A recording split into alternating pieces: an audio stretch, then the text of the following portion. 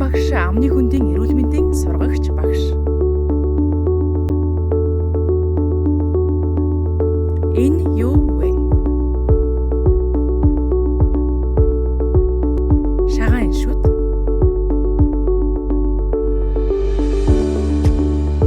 Цоорсон шүдийг таних. Шүдэнд сайн ба муу хоол. Шүд угаах цаг. Монгол улсын эрүүл мэндийг дэмжих сангийн санхүүжилттэй амны хүндийн эрүүл мэндийн боловсрол олгох зурвал хичээлийг бэлтгэн хүргэж байна. Сайн байцгаана уу багш нараа? Энэ удаад бид хүүхдүүдэд ямар хоол шүдэнд сайн бас муу болохыг таниулах зорилготой жишг сургалтыг танилцуулах гэж байна. Энэ аргыг биеийн хөдөлгөөний хөгжлийн хичээлээр ашиглах нь илүү тохиромжтой.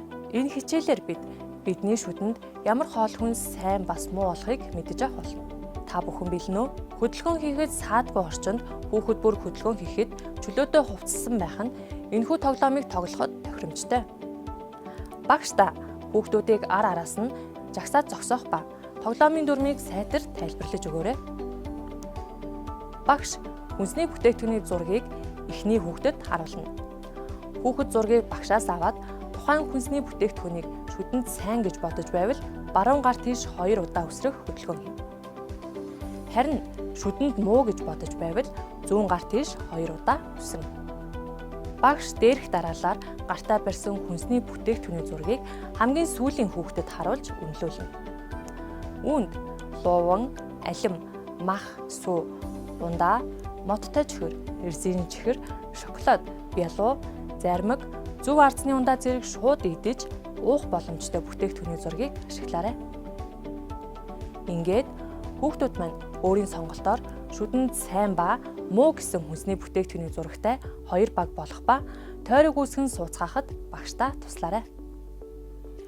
2 багийн хүүхдүүд өөдөөсөө зураг харуулan яагаад сайн ба муу гэсэн сонголт хийсэн талаар ярилцах даалгаврыг 2 багт өгөх ба ярилцлагын явцыг багш хянаж буруу ойлголтыг засч өгөөрэй. Ярилцлагын үр дүнг хянах зорилгоор хүүхдүүдийг дахин нэг игнээ болгон жагсаан зогсоох ба багш өмнө харуулсан хүнсний бүтээгдэхүүний зургийг өргөн нэрийг тод дуугаар дуудах ба шүдэнд сайн гэж бодсон хүүхэд хажуу тийш өсрөх хөдөлгөөн хийн, шүдэнд муу гэж бодсон бол хөдөлгөөн хийхгүй зогсох ба багш хүнсний бүтээгдэхүүнийг үргэлжлүүлэн нэрлэж хүүхдийн анхаарал төвлөрөлт болон шүдэнд сайн ба муу хүнсийг ялгаж чадаж байгаа эсэхийг шалгах тоглоом юм. Алдаатай хөдөлгөөн хийсэн хүүхэд хасагдах журмаар тоглоом үргэлжлэх ба багш хэдэн хүүхэд үлдээж урамшуулахыг шийдвэрлэж болно. За ингээд өнөөдрийн хөдөлгөөн тоглоомоор шүдэнд сайн бас шүдэнд муу хүнсний бүтээгдэхүүнийг ялган таниулах жишг үзүүлэн хичээл дуусч байна. Та бүхэнд эрүүл энхийг өрөөе. Эрүүл ирээдүйг хамтдаа бүтээе.